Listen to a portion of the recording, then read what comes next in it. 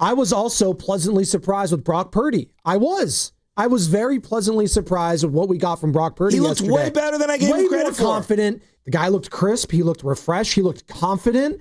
That is the best you have seen Brock Purdy all season long, folks. Forget how many they score or what it looked. Do they win the game with Mac? Yes. I think so, too. I don't know if they put up 41, though. I don't know.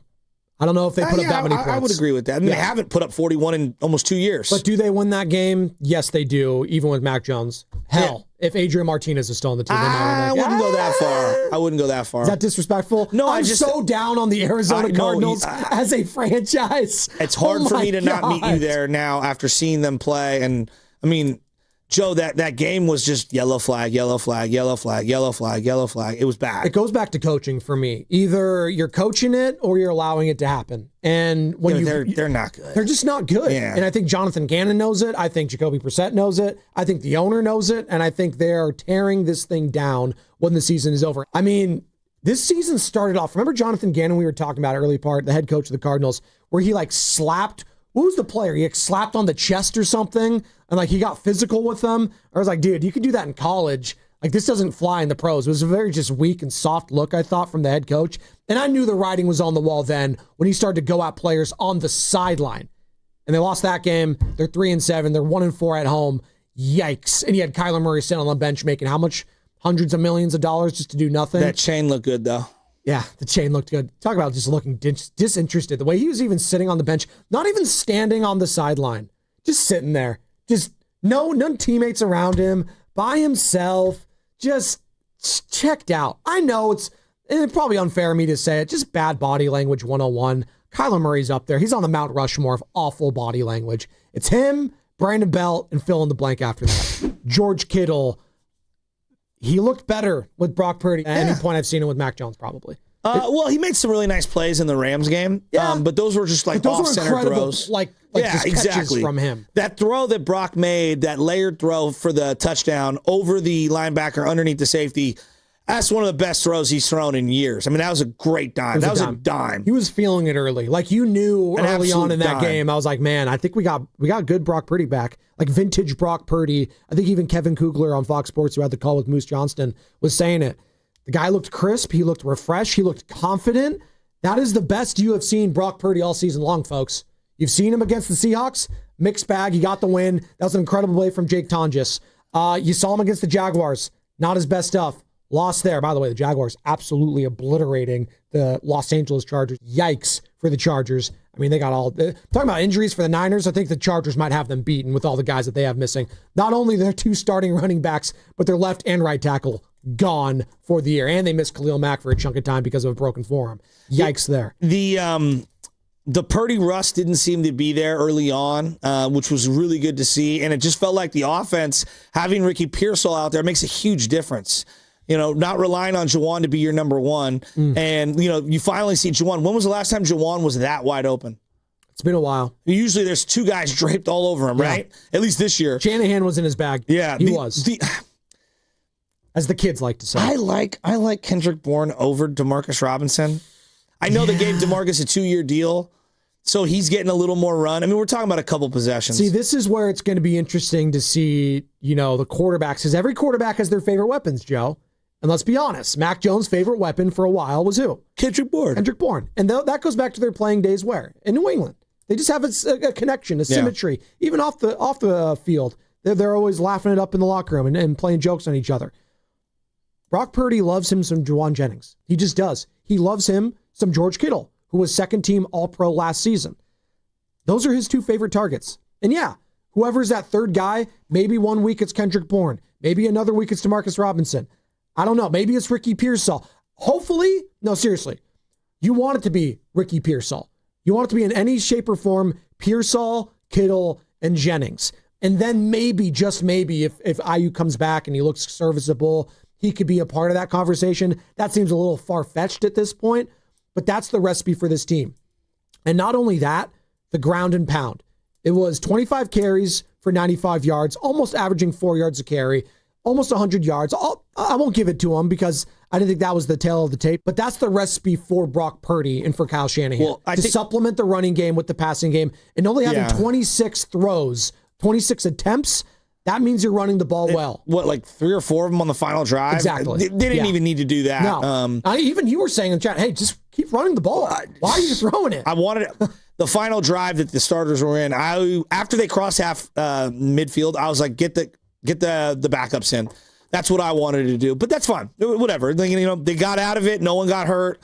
All right, we move on. I'm just a little more cautious than others, and that's fine. I thought the running between the tackles and ditching the tosses to the outside zone were critical in how they set things up. I think they need to stick with that game plan if they want to have success. Pooney looks different when they're running between the tackles as opposed to him getting on the outside. He's looked a lot better. Way better. The last couple of weeks. I think the offensive line as a whole, to me, this was the second highest graded. If I'm coming out of this and I'm grading it just on first view, this is the second best performance I've seen from the offensive line this year. I mean, it kind of makes sense, though. They're getting healthier, right? And their guys there. The guy that they practice with all in the offseason. So it does make sense. 8 carries for Brian Robinson Jr. And you know what? A lot of Niner fans are saying, I need less of that. Give him all to McCaffrey. I was like, actually, no.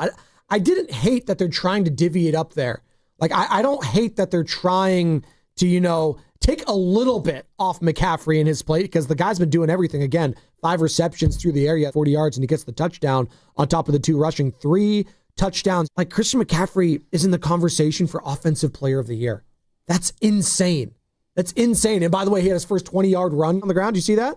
He had a 20-yard rush, Joe. At the end, let's go. In the final drive. Yeah. That actually felt like almost like a fake stat. It took him till week 11 to get a 20-yard run. That actually was insane to me. It was insane, Sammy. Thank God for the Cards. I'm just going to... So they have to get a 20-yard run against a real team now? They are awful. Yeah, against the Panthers. Well, let's call it what it is, though. We all held our breath after that 70, 80-yard run that got called back for a hold. We all thought, uh-oh, we got a ball game. Come on, keep it real.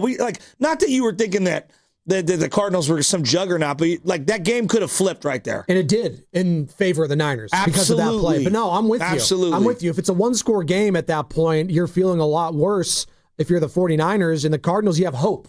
That's the thing. You can't. The worst thing you can give any team is hope. So they've gone 1-1 against the Rams. They've gone 2-0 against the Arizona Cardinals. Mm-hmm. So that brings your division record at 3-1. And then you've beaten Seattle earlier this year. That was the first game. No. 4-1. That's what I'm saying. 4-1 in division. You said conference. Sorry. Oh, division. Yeah. Sorry. 3-1, but then you add in the week 1 against Seattle. Yes. That makes you 4-1. Yes, sorry, I didn't mean to cut you off. This is a team that was 1-5 last year in division. And so you get that final game. I don't know what that's going to matter. It could be you're in or out. Yeah. It could be, positioning for both teams, and both teams might lay down. I mean, who knows? But to go 4-1 in division this year, forget who they've played, because this whole it's a first place schedule. Every year you play the same 3 teams twice.